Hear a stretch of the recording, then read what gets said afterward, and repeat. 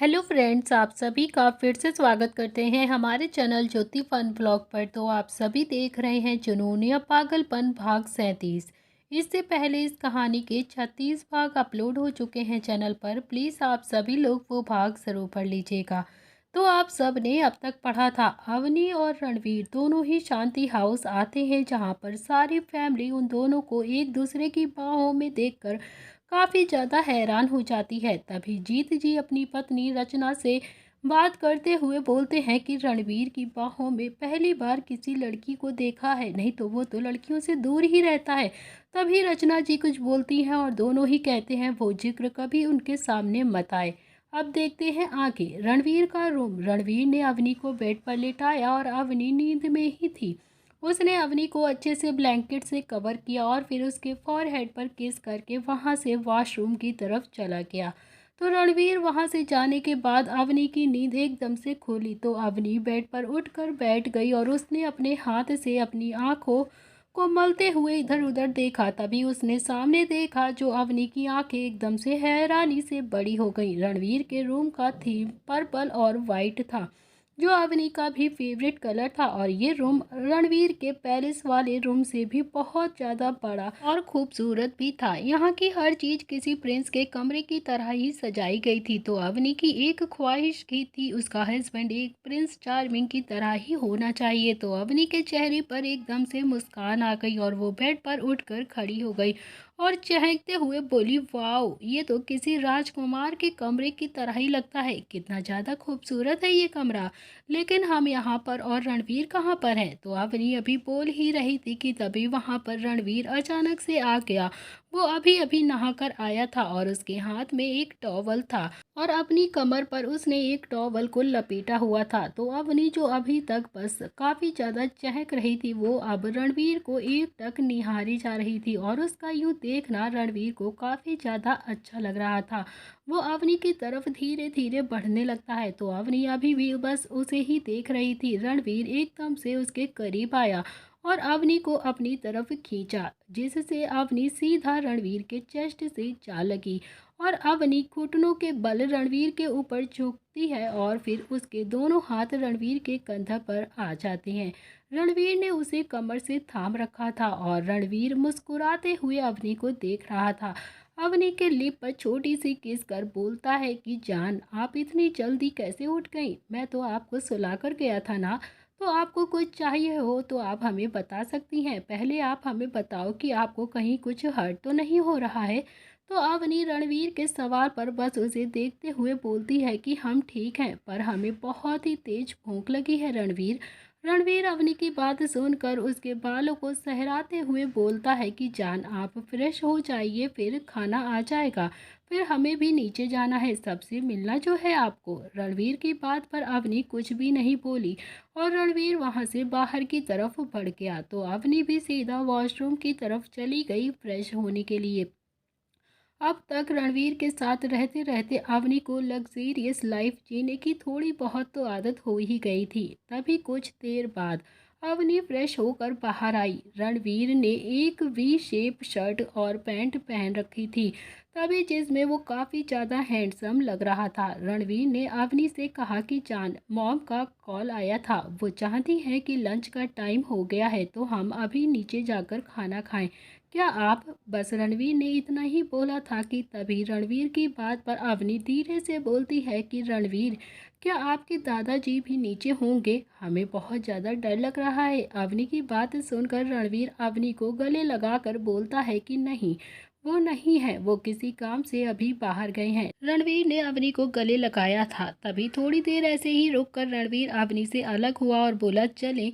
अवनी ने भी हाँ में अपना सिर हिलाया और फिर दोनों ही वहां से नीचे की तरफ चले गए। अवनी ने रणवीर का हाथ पकड़ रखा था और अवनी इस वक्त काफ़ी ज़्यादा खुश नज़र आ रही थी और थोड़ा बहुत नर्वस भी थी, पर रणवीर की वजह से वो काफ़ी ज़्यादा शांति में थी। इस वक्त सब कोई हॉल में बैठकर बातें कर रहा था।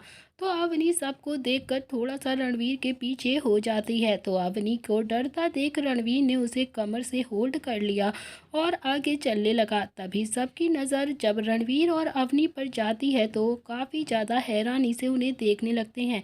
रचना जी करण जी से बोली, ये हमारा वीर ही है या फिर कोई और? जानकी जी भी जीत से बोली, वैसे ये लड़की जो भी है काफ़ी ज़्यादा खूबसूरत है, मानना पड़ेगा वीर की पसंद को। सच में काफ़ी ज़्यादा खूबसूरत है ये लड़की। जानकी जी की बात पर जीत जी मुस्कुराए। तभी काव्या जी हॉल में आई और उनकी नज़र वहां आते रणवीर और अवनी पर गई। वो उन्हें देखकर धीरे से मुस्कुराई और फिर अवनी से बोली, बेटा मेरे पास आओ। तभी अवनी ने एक नज़र रणवीर को देखा और फिर काव्या जी के पास धीरे धीरे चली गई। तो रणवीर वहीं पर सोफे पर आकर बैठ गया और उसे देख जीत जी बोले, वीर कैसे हो आप? और उनकी बात पर रणवीर उन्हें देखते हुए मुस्कुरा के बोला, आई एम गुड चाचू। तो अवनी ने सबकी तरफ धीरे से देखा।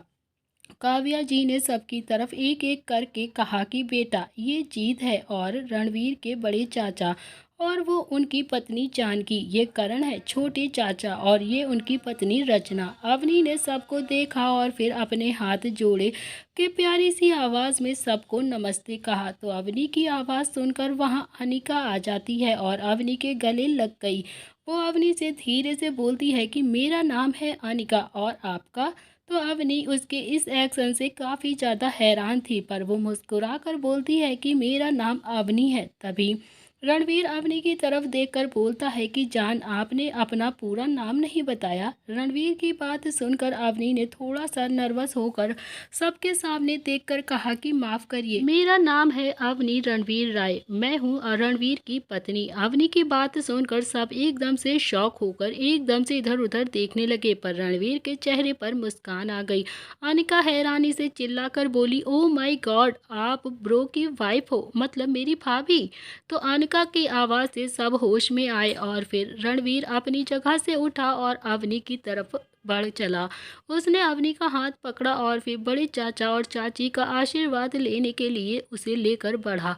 अवनी चुपचाप बस उसके साथ ही चल रही थी। सब पहले ही हैरानी से एकदम से खड़े हो चुके थे। दोनों ने उनका आशीर्वाद लिया। फिर जीत जी और जानकी जी मुस्कुराते हुए उनके सर पर अपना हाथ रखकर बोलती हैं कि खुश रहो बेटा। रणवीर वहां से करण और रचना की तरफ बढ़ा, उन्होंने भी अपना आशीर्वाद दिया।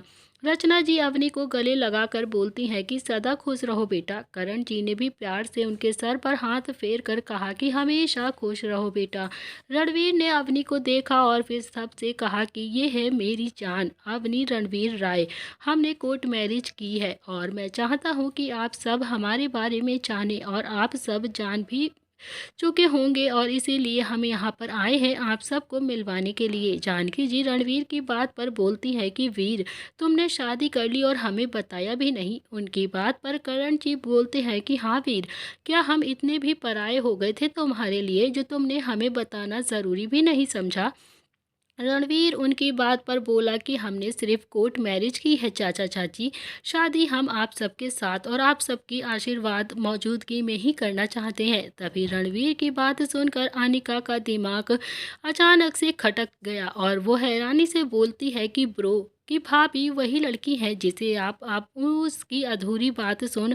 रणवीर मुस्कुराया और फिर उसे देखकर उसका शक यकीन में बदल जाता है। तो रचना जी भी मुस्कुराते हुए बोलती हैं कि ओ, तो वीर की जान आखिर मिल ही गई, तो यही थी वो लड़की। उसकी बात सुनकर सब हंस पड़े। जीत जी सामने आए और अवनी की तरफ देखकर बोलते हैं कि बेटा आप ना रणवीर को काफ़ी ज़्यादा पसंद हो और इसने आपसे ज़बरदस्ती शादी की है क्या? अगर ऐसा है तो मुझे बताओ, मैं वकील हूँ, आपको उससे भी छुटकारा दिला सकता हूँ। उसकी बात सुनकर सब मुस्कुराने लगते हैं। तो जीत जी की बात से अवनी उसे देख रही थी और रणवीर उसे घूरने लगा, जिससे वो थोड़ा सा हड़बड़ा गए। तभी रणवीर अवनी की तरफ देखकर कोल्ड वॉइस में बोला कि जान, क्या आप हमसे दूर जाना चाहती हैं?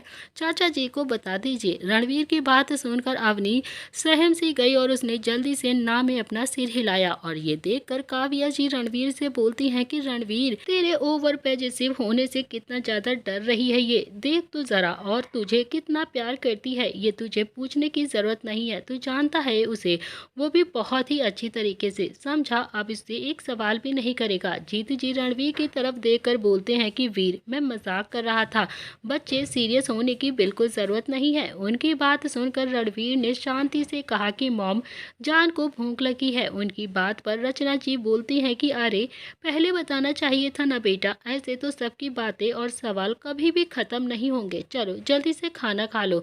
जानकी जी अवनी के पास आकर बोलती हैं कि बेटा, आप कुछ बोल क्यों नहीं रही हो, ये आपका भी तो घर है।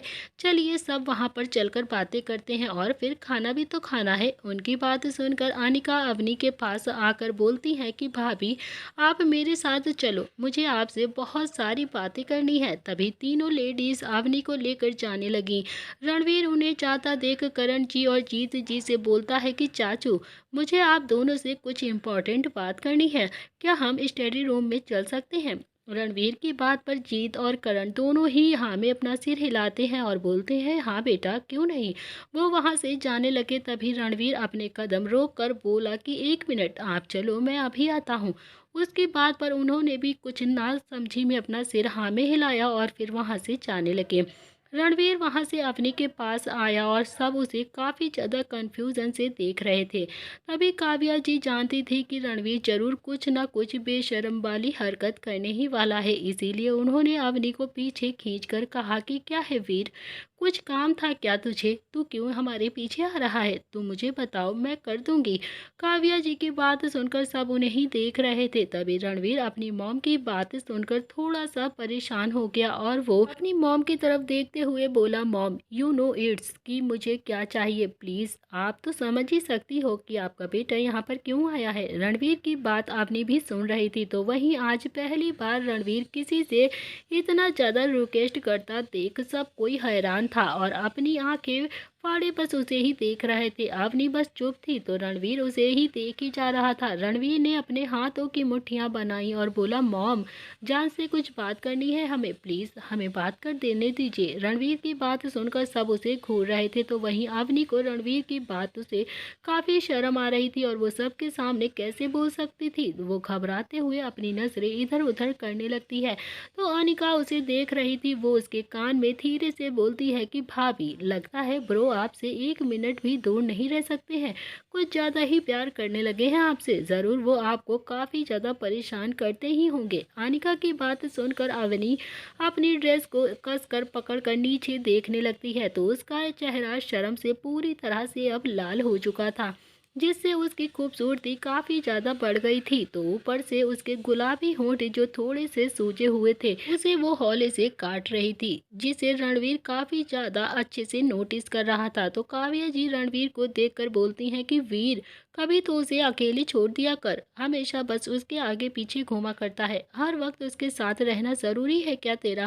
पहले तू जाकर अपना काम कर, फिर तेरी जान का ख्याल रखने के लिए काफ़ी सारे लोग यहाँ पर मौजूद हैं, समझा तू, अब जा चुपचाप यहाँ से। रणवीर ने एक गहरी सांस ली और फिर अवनी को देखने लगा। तो रणवीर ने अपनी मॉम को देखा जो उसकी बात शायद नहीं सुनने वाली थी बिल्कुल भी। तो रणवीर ने अवनी को देखकर कहा कि अपनी कोल्ड वॉइस में, जान यहाँ आइए, हमें आपसे बहुत ही इम्पोर्टेंट बात करनी है। उसकी बात सुनकर अवनी की आंखें बड़ी हो गई, तो काव्या जी उसे घूरने लगती हैं। तो वहीं सब ने अपना मुंह पर अपना हाथ रख लिया और इधर उधर देखने लगे। तो रणवीर अभी भी अवनी को ही देख रहा था। तो वहीं अवनी की जान हलक में अटक चुकी थी। काव्या जी रणवीर को घूरते हुए बोलती हैं कि वीर, तुझे शर्म वरम नहीं आती है क्या, अब तो सबके सामने ऐसे, मैंने मना किया है ना फिर भी। रणवीर ने काव्या जी की बात सुनी और उसने अपने हाथों की मुट्ठियां एकदम से बंद कर ली। तो वो वहां से चला गया, मगर उसके दिमाग में तो बस अवनी का ख्याल ही चल रहा था। उसके जाने से अवनी थोड़ा सा उदास हो गई थी और वो ऑलरेडी गुस्से में दिख रहा था। पता नहीं वो अब क्या सोच रहा होगा। अवनी यही सोच रही थी। रणवीर को जाता देख काव्या जी ने अपना सिर झटक दिया और वहीं रणवीर की हालत देखकर सबके चेहरे पर एकदम से मुस्कान आ गई थी। तो काव्या जी ने अवनी की तरफ देखा और कहा कि अवनी, ज़्यादा मत सोचो, वो ऐसा ही है, कोई बात नहीं है। उनकी बात सुनकर अनिका अवनी की टांग खींचते हुए बोलती है कि भाभी, ब्रो को क्या काम था, वैसे आपको तो पता ही होगा, जो कुछ वक्त इंतजार भी नहीं कर सकते क्या। रणवीर ने एक गहरी सांस ली और फिर अवनी को देखने लगा। तो रणवीर ने अपनी मॉम को देखा जो उसकी बात शायद नहीं सुनने वाली थी। रणवीर ने अवनी को देखकर अपनी कोल्ड वॉइस में धीरे से कहा कि जान प्लीज़ यहाँ पर आइए, हमें आपसे कुछ इम्पोर्टेंट बात करनी है। तो उसकी बात सुनकर अवनी की आंखें एकदम से बड़ी हो जाती हैं और वो अपने दिमाग में सोचने लगती है कि वो क्या करे। तभी काव्या जी उसे घूरने लगी तो वहीं सब ने अपना मुंह पर अपने हाथ रख दिया। रणवीर अभी भी बस अवनी को ही देख रहा था तो वहीं अवनी की जान तो बस हलक में आकर अटक चुकी थी। काव्या जी रणवीर को घूरते हुए फिर से बोली कि वीर, तुझे शर्म वरम नहीं आती है क्या? सबके सामने तू ऐसे, मैंने मना किया है ना, फिर भी तू जिद पर अड़ा हुआ है। तो रणवीर ने काव्या जी की बात सुनी और उसके हाथ अपने हाथों में रब करते हुए अपनी मुट्ठी बना ली। तो वो वहां से चला तो गया मगर उसका दिल अभी भी अवनी के पास ही था। उसके जाने से अवनी थोड़ा सा उदास हो चुकी थी और वो ऑलरेडी गुस्से में दिख रहा था। पता नहीं वो क्या सोच रहा होगा। अवनी बस यही सोच रही थी। तो रणवीर को जाता देख काव्या जी ने अपना सिर जोर से झटक दिया तो वहीं रणवीर की हालत देखकर सबके चेहरे पर एकदम से मुस्कान आ गई थी।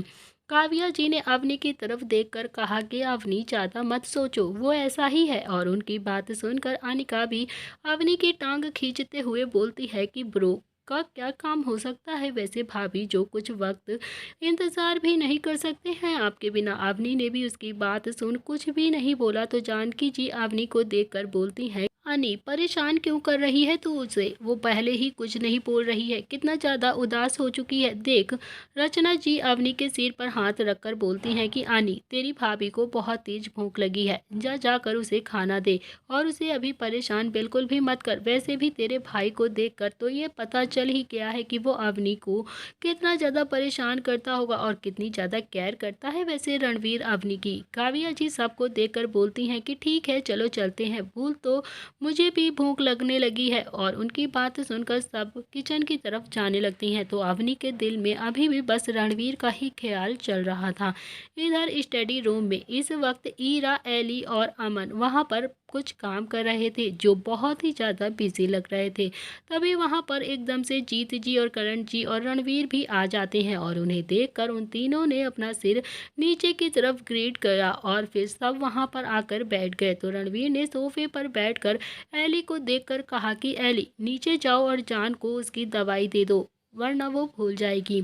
उसे पता नहीं चलना चाहिए और उसे हेल्दी वाली चीज़ें ही देना खाने को, और कुछ भी खाने मत देना, गॉट इट। तो रणवीर की बात सुनकर एली ने भी अपना सिर हाँ में हिलाया और फिर वो वहाँ से चली गई। जीत जी और करण जी भी रणवीर को सवाल या नज़रों से बस देखे जा रहे थे। तो जीत जी से रहा नहीं गया और उन्होंने रणवीर से पूछा, वीर अवनी को कुछ हुआ है क्या? तभी करण जी भी रणवीर की बात का इंतजार कर रहे थे और फिर रणवीर ने भी बिना किसी भाव से उन्हें देखकर कहा कि चाचू, जान की हेल्थ अभी थोड़ी सी खराब है, अभी उसकी थोड़ी सी तबीयत खराब है और वो कुछ ज़्यादा ही कमज़ोर है। उसके पास्ट में कुछ ऐसा हुआ है उसके साथ जिसकी वजह से उसके माइंड पर इफेक्ट हो चुका है, जिस वजह से उसे कभी कभी पैनिक अटैक भी आ जाते हैं और काफ़ी ज़्यादा मूड स्विंग होते रहते हैं। इसी वजह से उसकी दवाई टाइम पर देना ज़रूरी है। करण जी बोलते हैं चिंता भरे लहजे में, क्या वीर, क्या तुमने पता किया है उसके पास्ट के बारे में या उसने तुम्हें कुछ बताया है? उनकी बात सुनकर रणवीर बोला कि आपको क्या लगता है चाचू, मैंने पता नहीं किया, सब पता किया है, पर जान के बारे में वो बस 1 साल जब मिसिंग थी ना, तो उस वक्त की सारी इन्फॉर्मेशन नहीं है मेरे पास और ना ही मैंने ज़्यादा पता करने की कोशिश भी की है। जान को अब कुछ भी नहीं हो सकता है, वो कुछ भी नहीं पूछा है, मैंने बस उस वक्त का इंतज़ार कर रहा हूँ जब वो खुद मुझे सब कुछ बताएंगी। जीत जी रणवीर की बात सुनकर बोलते हैं कि वीर, तुझे जो ठीक लगे तू कर, पर ये बता कि तुझे हमसे क्या बात करनी है। तभी रणवीर उनकी बात सुनकर अमन से बोलता है कि अमन, प्रोजेक्टर ऑन करो। तो अमन ने भी अपना सिर हाँ में हिलाया और जल्दी से प्रोजेक्टर को ऑन किया। तो वहाँ की लाइट एकदम से ऑफ हो गई और सबकी नज़र चल रही स्क्रीन पर हो जाती है। उस पर कुछ शो हो रहा था, उसे देख जीत और करण की आंखें छोटी हुई जा रही थी और फिर हाथों की मुट्ठियां भी कसती जा रही थी। सामने प्रोजेक्टर पर कुछ तस्वीरें थी जिन्हें देखकर करण और फिर जीत के दोनों के ही एक्सप्रेशन बदल रहे थे। थोड़ी थोड़ी देर बाद रणवीर जीत चाचू और करण चाचू के साथ नीचे आ रहा था। उनकी बात खत्म हो चुकी थी और इस वक्त उनके चेहरे के भाव देखकर ये पता लगा पाना बहुत ही मुश्किल था कि आखिर उनके दिमाग में अभी क्या चल रहा है। तभी रणवीर आगे चल रहा था तो उसके साथ ही अमन भी चल रहा था। रणवीर ने अमन से धीरे से कहा कि अमन, सिक्योरिटी रीचेक करो, मुझे कुछ डाउट हो रहा है, कोई भी गड़बड़ नहीं होनी चाहिए। तो उसकी बात सुनकर अमन बोलता है कि जी बॉस। वो एक बात पता चली है कि उसकी बात सुन रणवीर एकदम से डार्क एक्सप्रेशन लेके बोला, ओके, इसके बारे में हम ऑफिस में बात करेंगे, अभी कोई बात नहीं होगी। तो रणवीर की बात पर अमन ने भी जल्दी से अपना सिर हाँ में हिलाया और सीधा बाहर की तरफ जाने लगा। तो ईरा भी उसी के पीछे पीछे चली गई और रणवीर वहां से हॉल की तरफ बढ़ गया और उसके दोनों चाचू भी उसी के साथ हॉल में आ गए। रणवीर सोफे पर बैठते हुए आसपास देखने लगा और जैसे किसी को एकदम से ढूंढ रहा हो। रणवीर की हरकत देखकर जीत जी मुस्कुरा कर बोलते हैं कि वीर, क्या हुआ है और किसे ढूंढ रहे हो तुम? लगता है कोई इम्पोर्टेंट है। करण जी भी रणवीर की ये हरकत देख रहे थे और वो भी मुस्कुरा देते हैं। तो रणवीर ने उन्हें जवाब दिया कि नथिंग चाचू, बस उधर अवनी इस वक्त अनिका के रूम में थी और उससे कुछ बातें कर रही थी। तो एली भी उसी के साथ बैठी हुई थी और तीनों ही हंसी मजाक कर रही थी। तभी एली के फोन पर कुछ मैसेज आया जिसे देखकर अवनी से बोलती है कि अवनी, मुझे जाना होगा, कुछ अर्जेंट काम आ गया है, तुम लोग बातें करो। और उसकी बात सुनकर अवनी उसे हैरानी भरे लहजों में देखने लगती है और फिर धीरे से बोलती है, ओके, बट तुम जल्दी वापस आ जाना। अवनी की बात पर एली मुस्कुराई और फिर वहां से चली गई।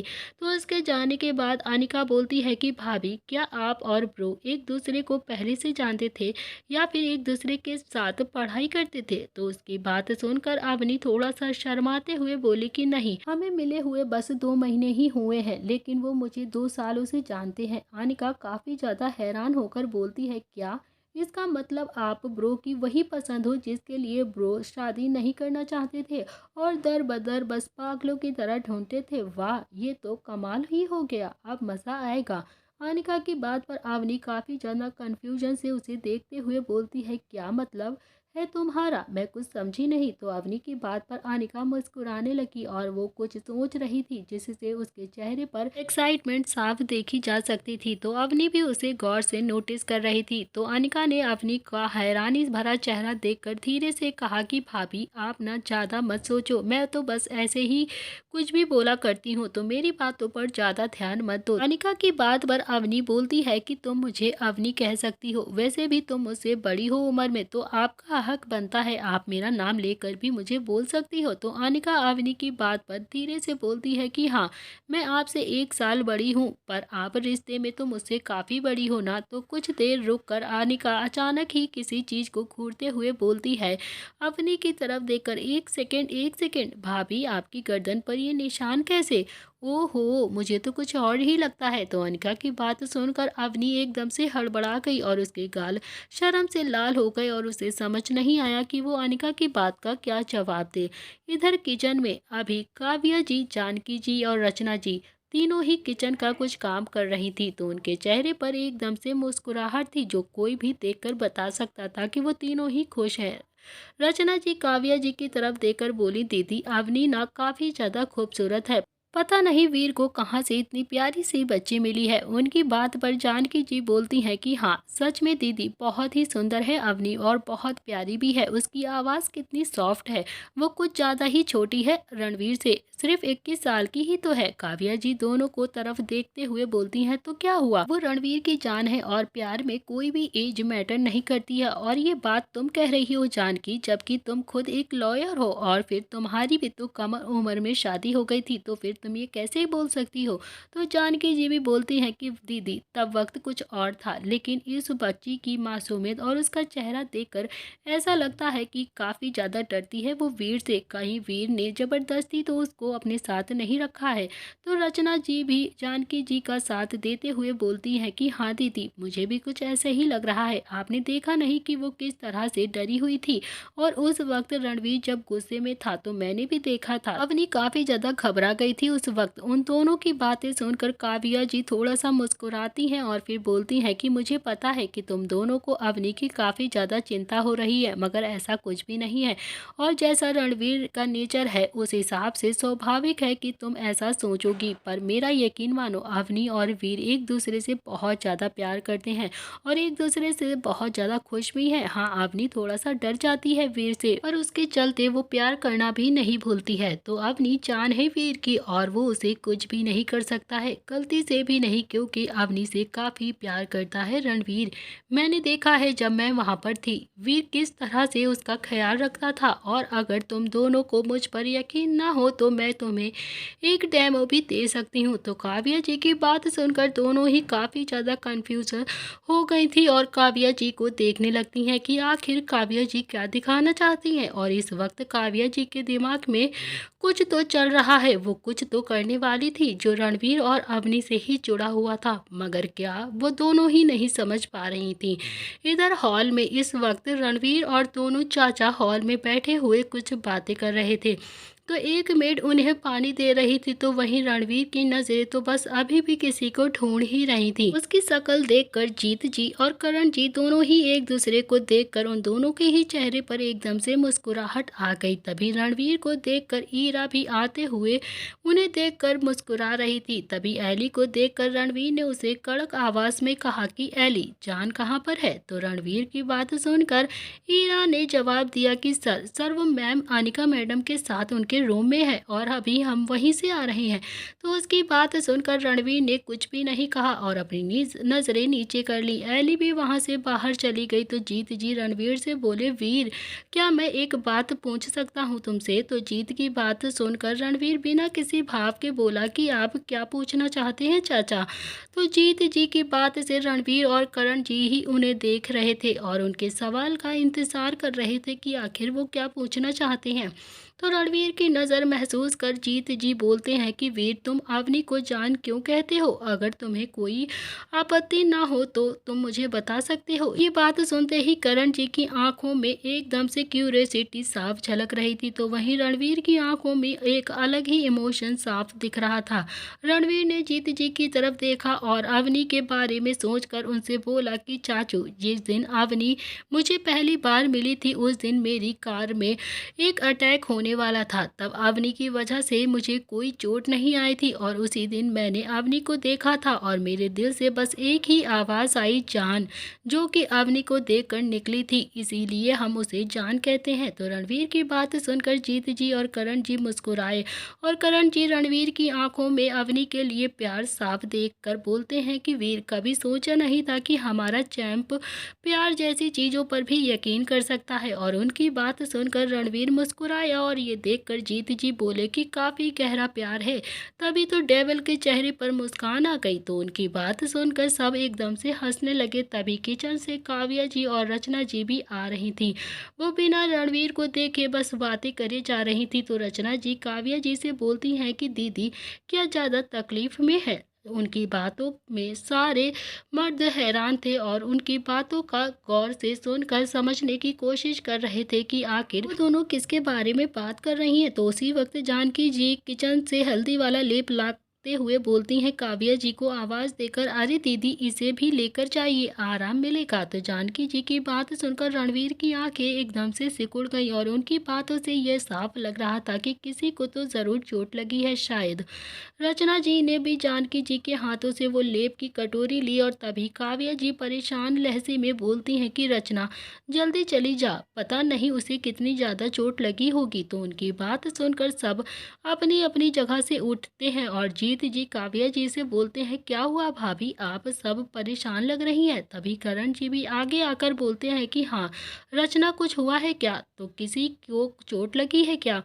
उनके बाद काव्या जी सबको देखने लगती हैं। सुनकर तभी रणवीर भी उनकी बातें सुन रहा था और उसे कुछ गड़बड़ लग रही थी। तभी जानकी जी वहां पर आई और घबराते हुए बोली कि हाँ, अभी अनिका का फोन आया था कि उसने कहा कि अवनी के पैर पर चोट लगी है, शायद उसके पैर पर वॉच गिर गई है। तो रणवीर की आंखें हैरानी से एकदम से बड़ी हो गई और वो काफी ज्यादा परेशानी से जल्दी से काव्या जी के पास आया और रणवीर ने काव्या जी के दोनों हाथ पकड़े और घबराते हुए कहा कि मॉम, मॉम मॉम जान को चोट, इतना बोल काव्या जी ने हाँ में अपना सिर हिलाया और सब परेशान हो गए। तो रणवीर ने जैसे ही ये सुना वो एकदम से पैनिक करते हुए वहां से अनिका के रूम की तरफ दौड़ पड़ा। तो उसे देख काव्या जी के चेहरे पर एकदम से मुस्कान आ गई और सभी उसके पीछे पीछे जाने लगते हैं। तभी जीत जी परेशानी में बोले, क्या किसी ने डॉक्टर को कॉल किया क्या? उनकी बात सुनकर काव्या जी बोली, रिलैक्स रिलैक्स जीत, उसे कुछ भी नहीं हुआ है। करण जी काफी ज्यादा कंफ्यूजन में बोले, कुछ नहीं हुआ है? आपके कहने का मतलब क्या है भाभी? अभी तो जानकी भाभी ने कहा कि अवनी के पैर में चोट लग गई थी, उसके पैर पर वॉच गिर गई है।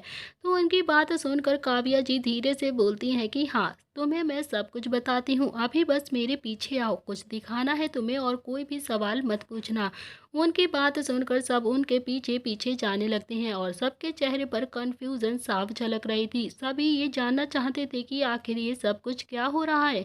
तभी इधर अनिका का रूम, अवनी और अनिका इस वक्त बेड पर बैठी हुई थी और आपस में कुछ बातें कर रही थी। तो अवनी के हाथ में एक एल्बम थी और अनिका उसे फोटो दिखा रही थी, जिसे देख दोनों के चेहरे पर एकदम से मुस्कान आ जाती है। तो अवनी एक फोटो को पॉइंट करते हुए बोलती है कि ये कौन है?